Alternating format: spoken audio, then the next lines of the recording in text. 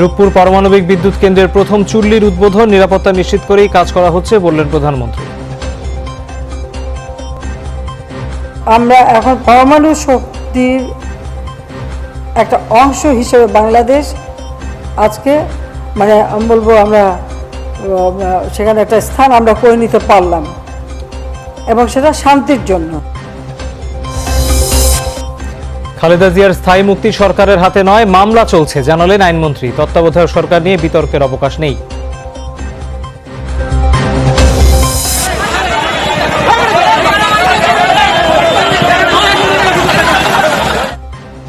কারখানা লে অফ ঘোষণার প্রতিবাদে গাজীপুরে পোশাক শ্রমিকদের বিক্ষোভ। ঢাকা ময়মনসিংহ মহাসড়কে যান চলাচল বন্ধ, তীব্র যানজট। ঢাকা বিশ্ববিদ্যালয়ের হলে উঠছেন প্রথম, দ্বিতীয় আর তৃতীয় বর্ষের শিক্ষার্থীরা। যারা গণরুমে থাকতেন তাদের জন্য বরাদ্দ হয়েছে সিট। প্রশাসনকে ধন্যবাদ জানাই যে তারা অতি দ্রুতই এটা খোলার ব্যবস্থা করেছে। 16 তারিখের মধ্যে যদি সকলকেই টিকা কার্যক্রমের আওতায় আনতে পারি, তাহলে আমরা শ্রেণী কার্যক্রমটি 17 তারিখ থেকে ক্লাস শুরু করতে পারব। ই কমার্স ব্যবসায় নতুন বিতর্ক। গেটওয়ে পদ্ধতি, ফস্টার পেমেন্টে আটকে আছে শত শত কোটি টাকা, নেই বাংলাদেশ ব্যাংকের অনুমোদন। কাল ষষ্ঠীর নানা আচার রেওয়াজে শারদীয় দুর্গাপূজার মূল আনুষ্ঠানিকতা শুরু। মণ্ডপে নিরাপত্তা ঝুঁকি নেই জানালেন ডিএমপি কমিশনার। বিশিষ্ট সাংবাদিক ও শিশু সংগঠক রফিকুল হক দাদুভাই আর নেই। শ্রদ্ধার জন্য বাদ-বাকরি মরদেহ আনা হবে কর্মস্থল যুগান্তরে।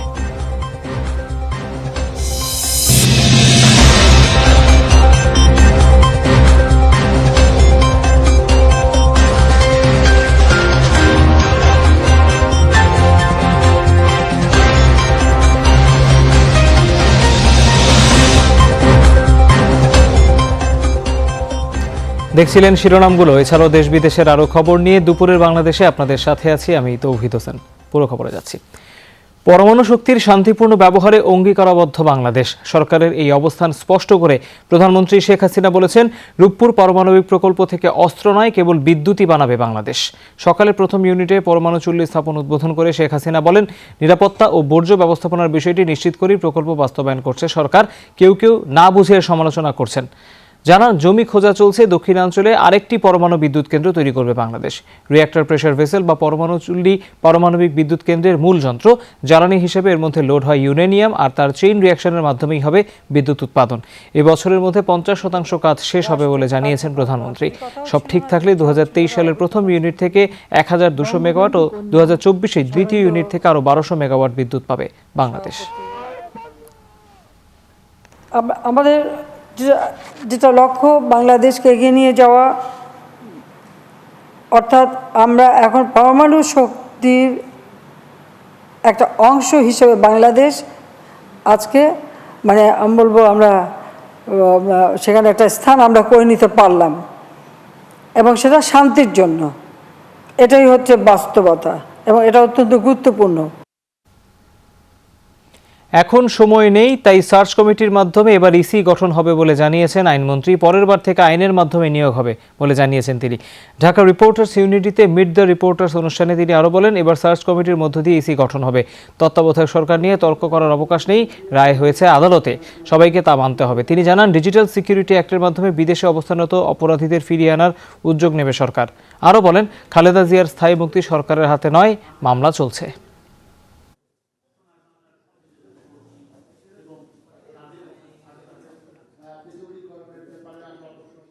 গাজীপুরে দুটি কারখানায় লে অফ বা কাজ বন্ধের ঘোষণার প্রতিবাদে সড়ক অবরোধ করে বিক্ষোভ করেছেন শ্রমিকরা। এ সময় বন্ধ হয়ে যায় ঢাকা ময়মনসিংহ মহাসড়কে যান চলাচল। সকালে বাসন ও ভোগড়া এলাকার ইন্টারলিঙ্ক নামে একই মালিকের দুটি প্রতিষ্ঠানে লে অফের নোটিশ জানিয়ে বন্ধ ঘোষণা করা হয়। এতে ক্ষুব্ধ হয়ে ওঠে কারখানার দুটি শ্রমিকরা। বেতন দাবিতে তারা বিক্ষোভ শুরু করে। এক পর্যায়ে ঢাকা ময়মনসিংহ মহাসড়ক অবরোধ করে তারা। এতে সড়কের দুপাশে দীর্ঘ যানজট তৈরি হয়। আটকা পড়ে অসংখ্য যানবাহন। চরম ভোগান্তিতে পড়েন যাত্রী আর যানবাহন চালকরা। তবে শেষ খবর পাওয়া পর্যন্ত যানবাহন চলাচল শুরু হয়েছে।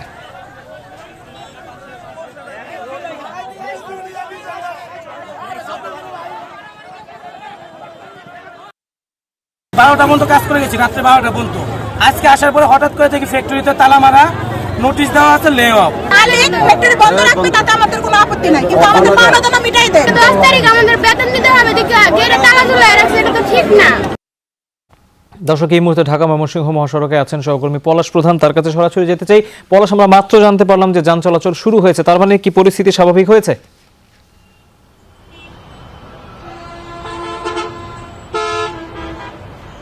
জি তৌহিদ, কর্তৃপক্ষ এসেছে এবং জেলা প্রশাসকের পক্ষ থেকে একজন নির্বাহী ম্যাজিস্ট্রেট এসেছে। তারা যারা পোশাক শ্রমিক রয়েছে তাদের দলনেতাদেরকে নিয়ে তারা একটি মিটিং বসছে। এদিকে ঢাকা ময়মনসিংহ মহাসড়কে আন্দোলনরত যে পোশাক শ্রমিকরা রয়েছে তাদেরকে মহাসড়ক থেকে সরিয়ে দেওয়া হয়েছে। বলা চলে যে মহাসড়কে যান চলাচল স্বাভাবিক হয়েছে, কিন্তু থেমে থেমে গাড়ি চলছে। এই জ্যামটি কিন্তু আমরা যে বিষয়টি ট্রাফিক বিভাগের পক্ষ থেকে জেনেছি যে রাজধানী উত্তরা ক্রস করে কিন্তু এটি বিশাল একটি জটলা হয়েছে। পাশাপাশি ময়মনসিংহ মহাসড়কের পাশাপাশি পার্শ্ববর্তী শাখা সড়ক যেগুলো রয়েছে সেগুলো কিন্তু প্রচণ্ড জ্যামে কিন্তু জটলা লেগে যাচ্ছে। কিছুক্ষণ আগে আমরা ট্রাফিক বিভাগের পক্ষ থেকে জেনেছি। বলা চলে যে ঘণ্টাখানেকের মধ্যেই ঢাকা ময়মনসিংহ মহাসড়ক যেটি রয়েছে সেটি স্বাভাবিক হওয়ার সম্ভাবনা অনেকটাই রয়েছে। কর্তৃপক্ষ বলছে যে কিছুক্ষণ মধ্যেই এই যে তাদের যে দেনা পাওনা অর্থাৎ বকেয়া বেতন যে বকেয়ার ছিল যেটি সেটি হয়তো দিয়ে সমাধান করে দুটি প্রতিষ্ঠানকে চালু করার সম্ভাবনা রয়েছে। তৌহিদ। পলাশ, ধন্যবাদ আপনাকে। ঢাকা বিশ্ববিদ্যালয়ের আবাসিক হলে উঠছেন স্নাতক প্রথম, দ্বিতীয় ও তৃতীয় বর্ষের শিক্ষার্থীরা। সকাল 8টা থেকে শিক্ষার্থীরা হলে ওঠা শুরু করেন। গণরুমে যে শিক্ষার্থীরা থাকতেন তাদের জন্য রুমে সিট বরাদ্দ করা হয়েছে বলে জানিয়েছেন প্রাধ্যক্ষরা। হলে ফিরতে পেরে উচ্ছ্বসিত শিক্ষার্থীরা। এর আগে অনার্স ফাইনাল এবং মাস্টার্সের শিক্ষার্থীরা হলে ওঠেন। 17 অক্টোবর থেকে স্বাভাবিক শিক্ষা কার্যক্রম শুরু করবে ঢাকা বিশ্ববিদ্যালয়। প্রশাসনকে ধন্যবাদ জানাই যে তারা অতি দ্রুতই এটা খোলার ব্যবস্থা করেছে। আমরা এখানে পরীক্ষা দিব, এখন আমাদের পরীক্ষার ডেট পড়ছে, তো সব মিলিয়ে আসলে চমৎকার একটা অনুভূতি। অবশ্যই আমাদের ফলে যে সংখ্যক শিক্ষার্থী বরাদ্দ দেওয়া হয় সেই সংখ্যক সিট কিন্তু আছে। আমাদের এই ছেলেরাও বলল যে স্যার আমরা সবাই সচেতন আছি এবং যদি কেউ বাদ পড়ে থাকে আমরা বিশ্ববিদ্যালয়ে ভ্যাকসিন প্রদান কেন্দ্র আছে সেখানে নিয়ে তাদেরকে ভ্যাকসিনের আওতায় আনবো। যে 16 তারিখের মধ্যে যদি সকলকেই টিকা কার্যক্রমের আওতায় আনতে পারি তাহলে আমরা শ্রেণী কার্যক্রমটি 17 তারিখ থেকে ক্লাস শুরু করতে পারবো। মাদকদ্রব্য নিয়ন্ত্রণ আইনে করা র্যাবের মামলায় জামিন চাইতে আজ ঢাকা মহানগর হাকিম আদালতে হাজির হবেন চিত্রনায়িকা পরিমণি। গত 4 অক্টোবর মামলার তদন্ত কর্মকর্তা সিআইডির পরিদর্শক কাজী মোস্তফা কামাল পরিমণি সহ 3 জনের বিরুদ্ধে অভিযোগপত্র দাখিল করেন। অভিযুক্ত অন্য 2 আসামি হলেন আশরাফুল ইসলাম দীপু ও কবির হোসেন। এর আগে গত 31 আগস্ট ঢাকা মহানগর দায়রা জজ আদালতের বিচারক KM ইমরুল কায়েস শুনানি শেষে পরিমণির জামিন মঞ্জুর করেন। গত 4 আগস্ট রাতে প্রায় 4 ঘন্টার অভিযান শেষে বনানীর বাসা থেকে পরিমণি ও তার সহযোগী দীপুকে আটক করা হয়। এ সময় পরিমণির বাসায় বিভিন্ন ধরনের মাদক পাওয়া গেছে বলে জানায় র্যাব। পরদিন র্যাব বাদী হয়ে মাদকদ্রব্য নিয়ন্ত্রণ আইনে পরিমণি ও তার সহযোগীদের বিরুদ্ধে বনানী থানায় মামলা করে। বর্তমানে পরিমণি জামিনে রয়েছেন।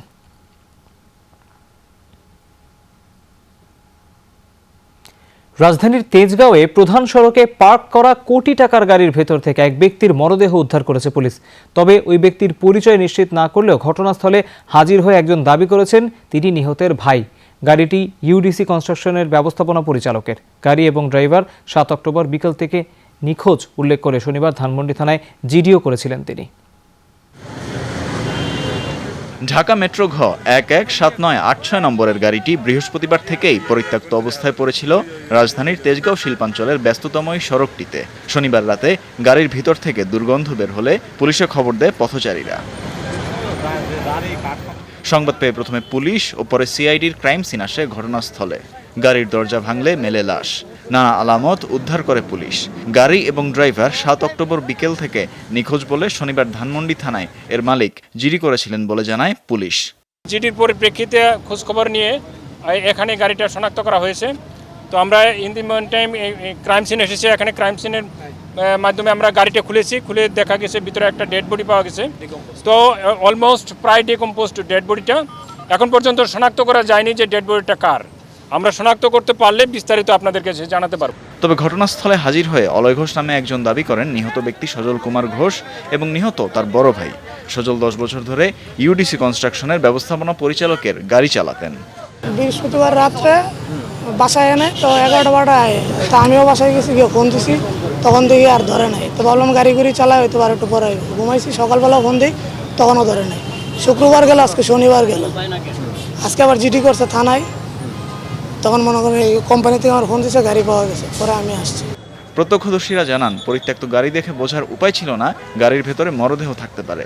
বৃহস্পতিবার রাত 2টা বাজে দেখছি গাড়িটা, এরপরে আমরা আর কোনো কিছু জানি না, পরে আজকে দেখলাম এটার ভিতরে লাশ পাওয়া গেছে। দুপুরে 1টা বাজে দেখলাম, তো চিন্তা করলাম যে কোনো বিআইবি গাড়ি হবে আছে, এই জন্য রাস্তায় কোনো বিষয় কোনো কাম কাজ হবে আছে, এই জন্য কাজে গেছে আছে। অবশ্য পুলিশ আনুষ্ঠানিক কোনো বক্তব্য দেয়নি, নিশ্চিত করেনি নিহতের পরিচয়ও। বলছে তদন্তের পরই বেরিয়ে আসবে সত্য। যমুনা নিউজ, ঢাকা। ই কমার্সে পেমেন্ট নিয়ে জটিলতা তৈরি হয়েছে। ক্রেতার অর্থের সুরক্ষা দিতে চালু হয়েছে গেটওয়ে পদ্ধতি, কিন্তু এতে সংশ্লিষ্ট প্রতিষ্ঠানগুলোর কর্মকাণ্ড নিয়ে বিতর্ক আছে। একাধিক ই কমার্স কোম্পানির অভিযোগ আটকে আছে শত শত কোটি টাকা। আর গেটওয়ে প্রতিষ্ঠান ফস্টারের দাবি, ব্যাংকেই জমা আছে গ্রাহকের অর্থ, অথচ কার্যক্রম পরিচালনার জন্য বাংলাদেশ ব্যাংকের অনুমোদনই নেয়নি প্রতিষ্ঠানটি। রিমন রহমানের রিপোর্ট। ই কমার্স প্রতিষ্ঠান কিউকমের ওয়্যার হাউজের সামনের দৃশ্য। ক্ষুব্ধ গ্রাহক গেল সোমবার এখান থেকে নিয়ে যায় অন্তত 6টি বাইক। প্রতিশ্রুত সময়ে পণ্য না পাওয়ায় ক্ষোভের জায়গা থেকেই এমন আচরণ। কিন্তু ই কমার্স প্রতিষ্ঠানে টাকা দেবার 10 দিনের মধ্যে পণ্য নিশ্চিত করতে নির্দেশনা দিয়েছে বাংলাদেশ ব্যাংক। এই উদ্যোগ বাস্তবায়নে মুখোমুখি অবস্থানে এখন ই কমার্স ও পেমেন্ট গেটওয়ে প্রতিষ্ঠান। তো আমাকে ফার্স্টটাতে কল দেওয়া হয়েছে, ওনারা বলছে, আমি বলছি চেক পাইছি, তারপর আমার চেক এখনো কেস হয় নাই। আমার এখানে বিবিআরের গাড়ি আছে 5টা, আর আপনার কুইকারের গাড়ি আছে 1টা। নতুন নিয়মে গ্রাহক পণ্যের জন্য অর্থ পরিশোধ করলে প্রথমে পাবে পেমেন্ট গেটওয়ে বা পিএসও। গ্রাহক পণ্য পেয়ে নিশ্চিত করার পর সার্ভিস চার্জ কেটে ই কমার্স প্রতিষ্ঠানগুলোকে সেই অর্থ পরিশোধ করবে গেটওয়ে প্রতিষ্ঠান। কিন্তু অর্থ পরিশোধ করা নিয়ে উঠেছে অনিয়মের অভিযোগ। আপনি টাকা অর্ডার করেছেন বিকাশ পেমেন্ট গেটওয়ের মাধ্যমে, আপনার পোস্টারের কাছে আপনার টাকাটা আছে। আপনি আমাকে যদি আইসা মেরে ফেলেন, আমি আপনার টাকাটা কিভাবে দিব? টাকাটা তো আপনার পোস্টারের কাছে আছে না? পোস্টারের কাছে আপনি পেমেন্ট মেল করেন, আপনি পোস্টারের কাছে অর্ডার আইডি এখানে আপনি পাঠান। পরিশোধ সেবাদাতা প্রতিষ্ঠান ফস্টার গেটওয়ের কাছে আটকে আছে কিউকমের প্রায় 400 কোটি টাকা। বলা হচ্ছে কৌশলে সরিয়ে ফেলা হয়েছে এই অর্থ। বড় অঙ্কের অর্থ পাচারেরও অভিযোগ করেছে কেউ কেউ। পেমেন্টটা আমাদের মাধ্যমে এখন বাংলাদেশের স্কেজুল ব্যাংকগুলোর মধ্যে কিন্তু এই টাকাগুলো এখন রক্ষিত আছে। ভেরিফিকেশনের মাধ্যমে আমরা ছাড়ছি আমরা। সো তার মানে কি, তার মানে টাকাটা অন্য কোথাও যায়নি। গ্রাহকের স্বার্থ রক্ষা করে টাকাটা বাংলাদেশ ব্যাংক এবং রেলিভেন্ট অথরিটির নির্দেশনা অনুযায়ী ডিসবার্স করা হবে। 2016 সাল থেকে কার্যক্রম পরিচালনা করলেও এখনও বাংলাদেশ ব্যাংকের অনুমোদন নেয়নি ফস্টার পেমেন্ট। এই প্রতিষ্ঠানের ব্যাংক অ্যাকাউন্টও ফ্রিজ করেছে বিএফআইইউ। অনুমোদনের জন্য আমরা অ্যাপ্লাই করি 2016 সালে। এটা একটা চলমান প্রক্রিয়া। এই চলমান প্রক্রিয়ার মাধ্যমে আমরা আশা করছি খুব শিগগিরই লাইসেন্সটা পাবো। ইতিমধ্যে আমরা রেলিভেন্ট অথরিটি এবং PSD department of Bangladesh bank ওনাদের এনওসির মাধ্যমেই আমরা আমাদের কার্যক্রম চালিয়ে যাচ্ছি। লেনদেন ব্যবস্থায় নতুন ধারণার প্রচলন হলেও স্বচ্ছতা নিশ্চিত করাই এখন ই কমার্স ব্যবসা প্রসারে বড় চ্যালেঞ্জ। বাংলাদেশ ব্যাংক যাতে গেটওয়ে কোম্পানিগুলোকে এক পুরোপুরি মনিটরিংয়ের আওতায় রাখে, যাতে করে আমাদের কোনো বিক্রেতার, কোনো মার্চেন্টের টাকা দীর্ঘদিন ব্লক হয়ে না থাকে। পণ্য ডেলিভার্ড হলে সাথে সাথে যাতে পেমেন্টটা পেমেন্ট গেটওয়ে থেকে আমাদের মার্চেন্টের অ্যাকাউন্টে ট্রান্সফার করে দেওয়া হয়। এই যত দ্রুত সম্ভব, এখন যেহেতু ম্যানুয়াল পদ্ধতি আছে, এটাও কার্যকর করা, পাশাপাশি স্বল্প সময়ের ভিতর যাতে অটোমেশনের আওতায় নিয়ে আসা হয়। অতি মুনাফার প্রলোভন থেকে গ্রাহকদেরও সতর্ক হতে পরামর্শ দিয়েছে ইক্যাপ। এই ধাক্কা খাওয়ার পরিপ্রেক্ষিতে মানুষ কেনাকাটার ক্ষেত্রে সচেতন হবে। রিমন রহমান, যমুনা নিউজ, ঢাকা। দর্শক, চট্টগ্রামের মনসুরাবাদের নকল পণ্য সামগ্রী তৈরির কারখানায় এই মুহূর্তে অভিযান চালাচ্ছে পুলিশ। সেখানে আছেন আমাদের সহকর্মী আলামিন শিকদার। সরাসরি তার কাছে যাচ্ছে। আলামিন, কি কি উৎপাদন হতো কারখানায়? কাউকে আটক করা হয়েছে কিনা? কি ধরনের অভিযোগ ছিল পুলিশের কাছে?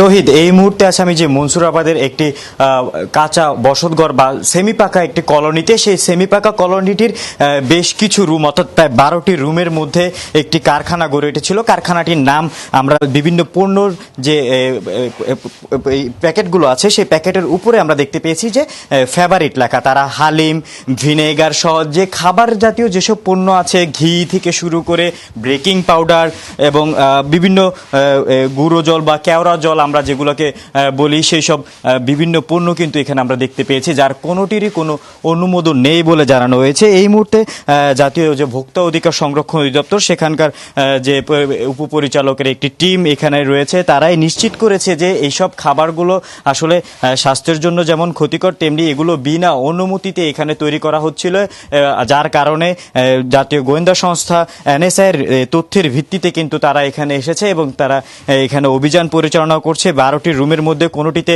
তৈরি করা পণ্য পাওয়া গিয়েছে, কোনোটিতে তৈরির কাজ চলছে, এমন কারখানার সন্ধানও তারা পেয়েছে। তবে এই মুহূর্তে আমাদেরকে এখনো পর্যন্ত তারা জানাতে পারেনি যে এই কারখানার সাথে যারা জড়িত বা এই কারখানার মূল মালিক যারা, তারা এখনো পর্যন্ত আটক হয়েছে কিনা সেটি জানাতে পারেনি। তবে তারা আমাদেরকে নিশ্চিত করেছে যে এই ঘটনায় যারাই যুক্ত থাকুক না কেন, তাদের বিরুদ্ধে আইনগত যে ব্যবস্থা, সেই ব্যবস্থাটি তারা গ্রহণ করবে এবং যারা এই ধরনের বিভিন্ন কারখানা বিভিন্ন জায়গায় এভাবে খোলা রেখে নকল পণ্য সামগ্রী তৈরি করছে, সেসব কারখানাগুলোতে তারা এভাবে নিয়মিত অভিযান পরিচালনা করবে। তৌহিদ।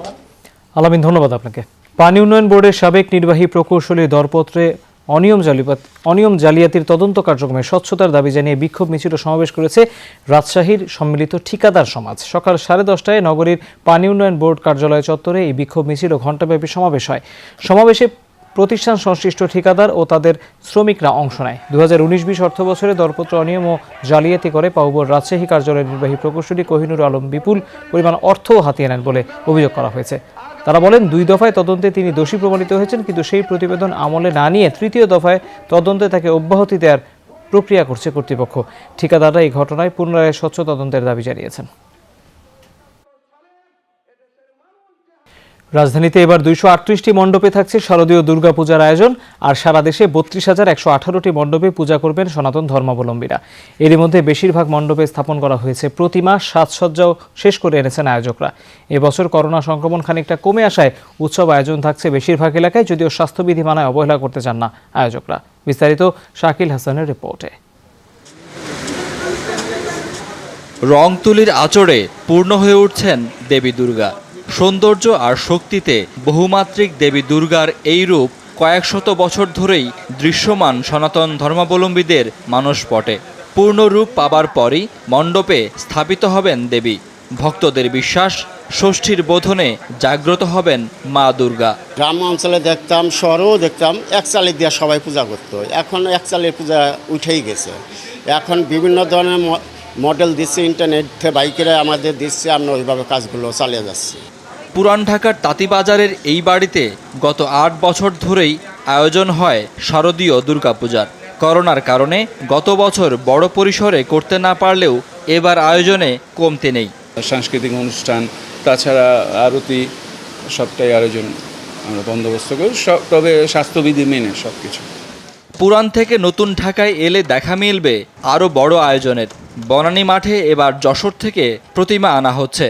এখন কাজ চলছে শুধু বাইরের সাজসজ্জার। মায়ের বন্দনার মধ্যে আমরা ধূসর রংটাকে গুরুত্ব দিয়ে কিছু বিউটিফিকেশনের কাজ করছি। এবারকার ভাবনার মধ্যে আমরা রংটাকেই আসলে সময়টাকে উপস্থাপন করার চেষ্টা করছি।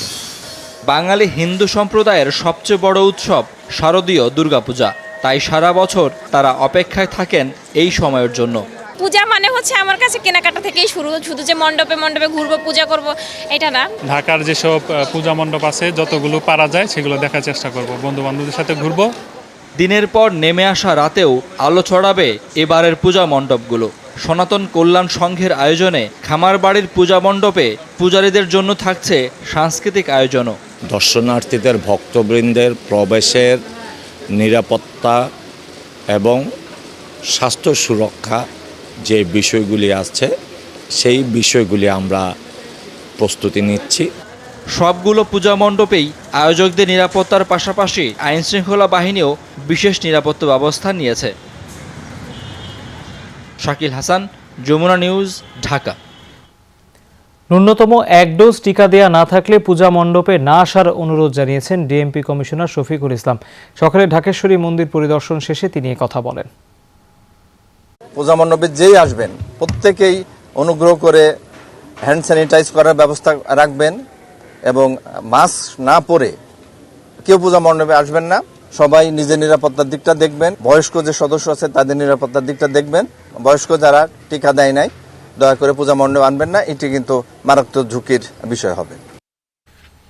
কেবল শারীরিক স্বাস্থ্য নয়, মানসিক স্বাস্থ্যের চিকিৎসা করা দরকার। অন্যান্য রোগের মতো মানসিক সমস্যা একটি রোগ। সকালে বিশ্ব মানসিক স্বাস্থ্য দিবস উপলক্ষে র্যালি শেষে এসব কথা বলেন বঙ্গবন্ধু শেখ মুজিব মেডিকেল বিশ্ববিদ্যালয়ের উপাচার্য মোহাম্মদ শরফুদ্দিন আহমেদ। সকালে অসম বিশ্বে মানসিক স্বাস্থ্য এই শিরোনামে হাসপাতালের র্যালিতে অংশ নেন মনোরোগ বিদ্যা বিভাগের শিক্ষক ও শিক্ষার্থীরা। উপাচার্য বলেন, করোনা পরবর্তী মানসিক সমস্যা দূর করতে হাসপাতাল বিশেষ ব্যবস্থা গ্রহণ করেছে। শুরু থেকেই মানসিক স্বাস্থ্যকে গুরুত্ব দিয়ে বিশ্ববিদ্যালয় নিয়মিতভাবে গবেষণাও করে আসছে। 1972 সালের অক্টোবরে জাতির পিতা বঙ্গবন্ধু শেখ মুজিবুর রহমান এই হাসপাতালের রক্ত পরিসঞ্চালন বিভাগ উদ্বোধন করায় রক্তদান কর্মসূচিরও উদ্বোধন করা হয়। একটা মানুষ তখনই সুস্থ যার সব ধরনের সামাজিক এবং মানসিক সুস্থতা থাকে। আমরা মানসিক স্বাস্থ্য দিবসে এই কথাটি বলতে চাই, আমাদের সবাইকে সুস্থতার সাথে সব ধরনের কাজ করতে হবে। সেই সুস্থতা শারীরিক, মানসিক এবং সামাজিক। শিশু সাহিত্যিক, ছড়াকার, শিশু সংগঠক ও প্রবীণ সাংবাদিক রফিকুল হক দাদুভাই আর নেই। আজ বেলা 11:15টার দিকে রাজধানীর মুগদার বাসায় তিনি মারা যান। ইন্না লিল্লাহি ওয়া ইন্না ইলাইহি রাজিউন। তার মৃত্যুতে গভীর শোক প্রকাশ করেছেন প্রধানমন্ত্রী শেখ হাসিনা। বরেণ্য এই সাংবাদিকের মরদেহ বাদ আসর আনা হবে তার সর্বশেষ কর্মস্থল দৈনিক যুগান্তরের অফিসে। সেখানে শ্রদ্ধা জানানোর পাশাপাশি জানাজার নামাজ অনুষ্ঠিত হবার কথা রয়েছে। বাদ মাগরিব বাসাবো জামে মসজিদে তার দ্বিতীয় জানাজা অনুষ্ঠিত হবে। মিরপুর বুদ্ধিজীবী কবরস্থানে তাকে দাফন করার কথা রয়েছে। রফিকুল হকের জন্ম 1937 সালের 8 জানুয়ারি। বেশ কিছুদিন ধরেই তিনি বার্ধক্যজনিত নানা জটিলতায় ভুগছিলেন। গত বছর দুবার করোনা ভাইরাসে আক্রান্ত হন। 70-এর দশকে গড়া শিশু কিশোরদের সংগঠন চাঁদের হাটের প্রতিষ্ঠাতা ছিলেন যুগান্তরের ফিচার সম্পাদক দাদুভাই। তামাক চাষের জমিতে পেঁপে আর মাল্টা চাষ করে ব্যাপক সাফল্য পেয়েছেন লালমনিরহাটের এক কলেজ শিক্ষক। মাত্র 1 লাখ টাকা বিনিয়োগে প্রতি মৌসুমে 10 লাখ টাকা আয়ের স্বপ্ন দেখছেন তিনি। স্বল্প পুঁজিতেই এমন সাফল্য দেখে অনুপ্রাণিত হচ্ছেন আশপাশের অনেকেই। বিস্তারিত লালমনিরহাট প্রতিনিধি আনিসুর রহমানের পাঠানো রিপোর্টে। জেলার পাটগ্রাম সরকারি কলেজের শিক্ষক আব্দুল্লাহ আল মামুনের গ্রামের বাড়ি আদিতমারির পূর্ব দিঘলটারিতে। বাড়ির পাশেই থাকা 6 বিঘা জমি বর্গা দিয়েছিলেন প্রতিবেশীর কাছে। বছরখানেক আগেও সেখানে চাষ হতো তামাক। করোনার মাঝে সহকর্মীদের উৎসাহে 7 মাস আগে 800 পেঁপে আর 800 মাল্টার চারা দিয়ে গড়ে তোলেন মিশ্র ফলের বাগান। অনেকে এখন ফল চাষে বা বাগান করায় উৎসাহিত হচ্ছে এবং বিভিন্ন জায়গা থেকে লোকজন আসতেছে আমার বাগান দেখার জন্য এবং তারাই অনুপ্রাণিত হচ্ছে এবং তারা পরামর্শ চাচ্ছে যে কিভাবে বাগান করা যায়। আমি তাদেরকে সাধ্যমতো আমার পরামর্শ দিচ্ছি। স্বল্প সময়ে তাক লাগিয়ে দেয়া পেঁপের ফলন দেখে অনুপ্রাণিত হচ্ছেন অনেকেই। আশেপাশের উপজেলার অনেকে পরামর্শ নিতে আসছে। মালিকও ভালো চলে পেঁপে দিয়ে, মালটা হইতেছে, মনে করেন পেয়ারা ধরছে। মালটা এবং পেঁপে বাগান পাশাপাশি যে পেয়ারা লাগাইছে এগুলো দেখে আমিও উৎসাহ হচ্ছে। স্ব-উদ্যোগী হয়ে যে আত্মকর্মসংস্থানমূলক কাজে জড়িত হওয়া যায় তার প্রকৃষ্ট উদাহরণ হতে পারে মামুন ভাইয়ের মতো তরুণ উদ্যোক্তা। কৃষি বিভাগ বলছে এই ধরনের উদ্যোগ স্থানীয়ভাবে ফলের চাহিদা মেটাবে, পাশাপাশি তামাক চাষকে নিরুৎসাহিত করবে। যারা এই ধরনের উদ্যোক্তা হিসেবে তারা আত্মপ্রকাশ করবেন তাদেরকে আমরা ব্যাপকভাবে আমাদেরকে উৎসাহিত করব এবং তাদেরকে লাভজনক কৃষিতে তাদেরকে অবদান রাখার জন্য আমরা তাদেরকে উদ্বুদ্ধ করব। তামাকের জমিতে ফলের বাগান করাকে সাধুবাদ জানাচ্ছেন এলাকার সচেতন মানুষ। রাবেয়া স্মৃতি, যমুনা নিউজ। বাংলাদেশ থেকে গত 8 মাসে $432 কোটি পোশাক আমদানি করেছে যুক্তরাষ্ট্র। প্রবৃদ্ধির হার 24%। একক দেশ হিসেবে বাংলাদেশের তৈরি পোশাকের সবচেয়ে বড় বাজার যুক্তরাষ্ট্র। চাহিদা বেড়েছে boys cotton trouser, girls cotton snacks, boys knit shirt ও গার্লস নিট ব্লাউজের। যুক্তরাষ্ট্রের অফিস অফ টেক্সটাইলস অ্যান্ড অ্যাপারেলসের পরিসংখ্যানে বলছে 2021 সালের জানুয়ারি থেকে আগস্ট পর্যন্ত $432 কোটি পোশাক আমদানি করা হয়, যা গত বছরের একই সময়ের তুলনায় $84 কোটি বেশি। আগামী 2 বছর পোশাকের চাহিদা আরও বাড়বে। মূলত এশিয়ার অন্য দেশের চেয়ে বাংলাদেশ বেশি মূল্য ছাড় দিতে পারে। কম দরে পণ্য সংগ্রহের সুযোগ পায় মার্কিন ক্রেতারা। যুক্তরাষ্ট্রের বাজারে চলমান কোভিডের মধ্যেও ক্রেতাদের পণ্যের চাহিদা বেড়েছে। সেতু নেই, তাই ভরসা নরবরে বাঁশের সাঁকো। ঝুঁকি নিয়েই চলছে পারাপার। রাঙামাটির দুর্গম এলাকা লংদুর আটার কছাড়া ইউনিয়নের 4-5টি গ্রামের মানুষের দুর্ভোগ এখন চরমে। সম্প্রতি সাঁকো থেকে পড়ে 2 শিশুর মৃত্যুতেও টনক নড়েনি কর্তৃপক্ষের। সেতু নির্মাণের কোনো উদ্যোগ নেই। গ্রীষ্মকালে হেঁটে পার হওয়া গেলেও বর্ষাকালে একমাত্র ভরসা নৌকা অথবা বাঁশের সাঁকো। একটি পাকা সেতুর অভাবে বছরের পর বছর এভাবেই দুর্ভোগ পোহাচ্ছেন রাঙামাটির লংগদু উপজেলার 18ছড়া ইউনিয়নের কয়েকটি গ্রামের মানুষ। পারাপারে ভোগান্তির শেষ নেই। ক্ষেত খামারে উৎপাদিত ফসল এবং রোগী পরিবহন করা যায় না সময় মতো। নির্বাচনের সময় সবাই পাকা সেতুর প্রতিশ্রুতি দিলেও পরে তা ভুলে যায় বলে অভিযোগ স্থানীয়দের। অনেক মানুষই অ্যাক্সিডেন্ট হয়, যদি ব্রিজটা হইতো আমাদের খুবই একটা সুবিধা হইতো। শুনতেছি ব্রিজ হবে কিন্তু ব্রিজটা হচ্ছে না। যে কার দোষে আল্লাহ জানি না, যে কার দোষে হয় না। বাঁশের সাঁকো পার হতে গিয়ে নিচে পড়ে সম্প্রতি মারা যায় 2 শিশু। সেতু না থাকায় ক্ষতিগ্রস্ত হচ্ছেন স্থানীয় বাজারের ব্যবসায়ীরাও। আমাদের জনপ্রতিনিধি যে আসে সেই ব্রিজটা দিয়ে দেয়। এই আমাদের উপজেলা চেয়ারম্যান যে উনিও ব্রিজটা দিয়ে দেয়, জেলা পরিষদের সদস্য হলেও ব্রিজ দিয়ে দেয়। মানে কিন্তু ব্রিজে আমরা উঠতে পারতেছি না, আমরা ওই বাঁশের সাঁকোতেই পড়ে মরতেছি। জনদুর্ভোগ লাঘবে কর্তৃপক্ষ দ্রুত পদক্ষেপ নেবে বলে আশা স্থানীয় জনপ্রতিনিধি ও নেতাদের। এমপি মহোদয়ের অগ্রাধিকার ভিত্তিক কিছু প্রকল্প হাতে নিয়েছেন। সেই প্রকল্পর তালিকায় উনি ওই ব্রিজটা 1 নম্বরে রেখেছেন। লংগদু উপজেলায় 20টা ব্রিজের প্রস্তাবনা গিয়েছে ইতিমধ্যে। আমরা গত বছর অত্যন্ত কষ্টের মাধ্যমে ওনার মাধ্যমে ডিউলিটার পর্যন্ত আমরা এলজিডি মন্ত্রণালয় দেওয়া হয়েছে। চলতি বছরেই সেতু নির্মাণ কাজ শুরুর আশ্বাস উপজেলা চেয়ারম্যানের। ওইটা আমি গত সপ্তাহে আমাদের এলজিডি ইঞ্জিনিয়ার সাহেবের কথা বলছি, পরে বললো যে এটা সামনে শুকনো মৌসুমে কাজ ধরবো। বহন্ত পানির সময় ওই সবকিছু করোনার কারণে কিছুটা ব্যাঘাত ঘটছে।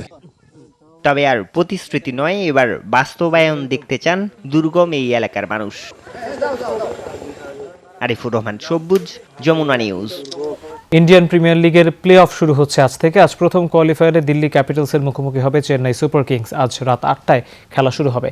দুবাই স্টেডিয়ামে প্রথম কোয়ালিফায়ারে মুখোমুখি হওয়ার আগে স্বস্তিতে নেই দিল্লি। তাদের 3 বিদেশি ক্রিকেটারের একজন মার্কাস স্টোয়েনিসের ফিটনেস সংকট রয়েছে। চেন্নাইয়ের হয়ে মাঠে নামতে পারবেন না স্যাম কারান। তার জায়গায় দেখা যাবে ডোয়াইন ব্রাভোকে। এলিমিনেটর ম্যাচে 11 অক্টোবর রাত 8টায় রয়্যাল চ্যালেঞ্জার্স বেঙ্গালুরুর বিপক্ষে মাঠে নামবে সাকিবের কলকাতা নাইট রাইডার্স। 13 অক্টোবর দ্বিতীয় কোয়ালিফায়ারের ম্যাচে প্রথম কোয়ালিফায়ারের পরাজিত দলের বিপক্ষে মাঠে নামবে এলিমিনেটরের বিজয়ী দল। 15 অক্টোবর আইপিএলের ফাইনালের প্রথম কোয়ালিফায়ারের বিজয়ী দলের বিপক্ষে মাঠে নামবে দ্বিতীয় কোয়ালিফায়ারের জয়ী দল।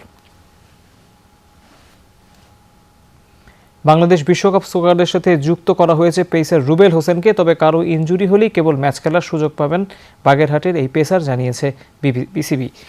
হঠাৎ বিসিবি ইমেইলে গণমাধ্যমকে জানায় মূল স্কোয়াডে যুক্ত করা হয়েছে স্ট্যান্ডবাই হিসেবে দলের সাথে ওমান যাওয়া রুবেল হোসেনকে। তবে পরে নিশ্চিত করা হয় রুবেল স্ট্যান্ডবাই ক্রিকেটার হিসেবেই দলের সঙ্গে থাকছেন। মূল দলের কেউ ইনজুরিতে পড়লেই কেবল সুযোগ পাবে তিনি। তবে দেশে ফিরছেন আরেক স্ট্যান্ডবাই ক্রিকেটার আমিনুল ইসলাম বিপ্লব। 12 অক্টোবর দেশে ফিরবেন এই লেগ স্পিনার।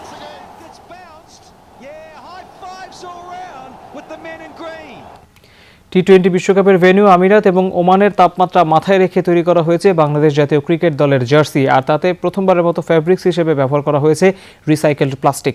2004-05 সালের জার্সি ডিজাইনকে নতুন রূপে ফিরিয়ে আনা হয়েছে। শিগগিরই এই রেট্রো জার্সি কিনতে পারবে বাংলাদেশের সমর্থকরাও। বিশ্বকাপের জার্সি মানেই শুধু ক্রিকেটার নয়, এর সাথে জড়িয়ে থাকে সমর্থকদের আবেগ, মতামত। এর আগে অস্ট্রেলিয়া, নিউজিল্যান্ড, ইংল্যান্ড, ভারতের মতো দেশগুলো রেট্রো জার্সি বা পুরনো ডিজাইনকে প্রাধান্য দিয়েছে। নিকট অতীতের কোনো ডিজাইনকে অনুকরণ করে সবশেষ ভারত, আবার 2019 সালে এই রেট্রো জার্সি পরেই বিশ্বকাপ জিতেছে ইংল্যান্ড। এবার বাংলাদেশের জার্সিতে 2004-05 সালের অতীত মনে করিয়ে দিচ্ছে অনেককেই। ইয়াং জেনারেশন সবাই চাচ্ছিল যে একটা রেট্রো লুক চাচ্ছিল আর কি, যে আমাদের আগের কোনো জার্সির লুক চাচ্ছিল। অনেকগুলি ভিন্টেজ জার্সি অলরেডি অনেক লোকজন পাবলিশ করেছে, হ্যাঁ, ম্যানুয়ালি নিজেরা বানিয়েছে। তো এই 2004-05 জার্সিটা দেখলাম যে এটার কোনো মানে এই ধরনের কিছু করা হয়নি বাংলাদেশে, তো ওই থিম থেকেই করা। মরুদ্দেশে টি-20 বিশ্বকাপ, ক্রিকেটারদের আরামের কথা মাথায় রেখেই বিশেষ ফেব্রিক দিয়ে তৈরি হয়েছে বাংলাদেশের জার্সি, যেখানে প্রথমবারের মতো ব্যবহার হচ্ছে রিসাইকেল প্লাস্টিক ফেব্রিক্স।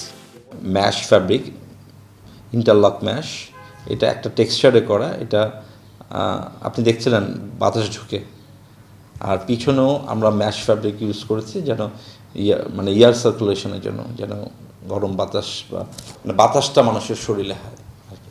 আর এগুলি প্রত্যেকটা ফ্যাব্রিকের মধ্যে উইকিং করা আছে, ঘাম শোষণ ক্ষমতা অনেক বেশি। বিশ্বকাপের রঙে নিজেদের রাঙিয়ে নেওয়ার সুযোগ থাকছে সমর্থকদেরও। বিশেষ এই জার্সি পাওয়া যাবে সারা দেশে। 15 তারিখ থেকে আড়ংয়ের সবগুলো বিভিন্ন আউটলেটে পাওয়া যাবে। Salauddin Shimon, Jamuna sports, Dhaka. Latin America অঞ্চলের বিশ্বকাপ বাছাই পর্বে মর্যাদার লড়াইয়ে মাঠে নামবে দুই সাবেক বিশ্ব চ্যাম্পিয়ন আর্জেন্টিনা ও উরুগুয়ে। কাল ভোর 5:30টায় এই ম্যাচটি শুরু হবে। সবশেষ ম্যাচে প্যারাগুয়ের সাথে গোলশূন্য ড্র করা আর্জেন্টিনা এই ম্যাচ দিয়ে জয়ের ধারায় ফিরতে মরিয়া। উরুগুয়ের বিপক্ষে আলবিসেলেস্তারা একাদশে একাধিক পরিবর্তন আনতে পারে, তবে গেল ম্যাচে সফল না হলেও মেসির সাথে আক্রমণে আবারও সঙ্গী হবেন কোরিয়া। অন্যদিকে ইনফর্ম লুইস সুয়ারেজের সাথে অভিজ্ঞ এডিনসন কাভানিকে নিয়ে আক্রমণ সাজাবে উরুগুয়ে। সাবেক দুই বিশ্ব চ্যাম্পিয়ন এখন পর্যন্ত 195 ম্যাচে মুখোমুখি হয়েছে, যেখানে 90টি ম্যাচ জিতেছে আর্জেন্টিনা আর 56 বার জিতেছে উরুগুয়ে। এদিকে বিশ্বকাপ বাছাই পর্বে ম্যাচ খেলতে রাতে মাঠে নামবে জায়ান্ট ব্রাজিলও। রাত 3টায় স্বাগতিক কলম্বিয়ার মুখোমুখি হবে সেলেসাওরা। কাতারের টিকিট পাওয়ার লড়াই এখন পর্যন্ত 9 ম্যাচ খেলে শতভাগ জয় পেয়েছে ব্রাজিল। সেই ধারাটা কলম্বিয়াকে হারিয়ে ধরে রাখতে চায় তারা। সেলেসাও ভক্তদের জন্য সুখবর, নিষেধাজ্ঞা কাটিয়ে এই ম্যাচে ফিরছেন নেইমার।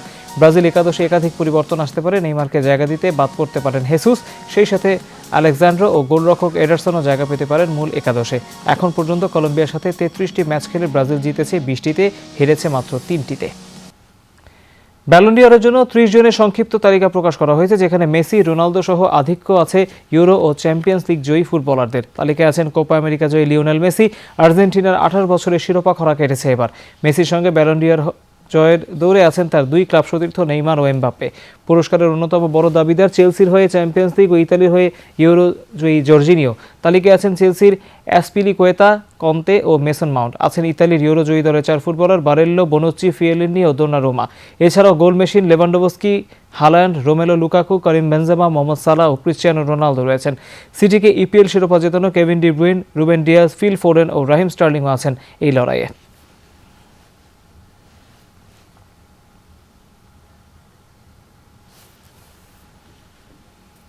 দুপুরে বাংলাদেশের প্রথম ঘন্টা থেকে বিদায় নিচ্ছি। পরের ঘন্টার খবর নিয়ে ফিরবেন সহকর্মী টুম্পা হাসান। আমাদের সাথেই থাকুন।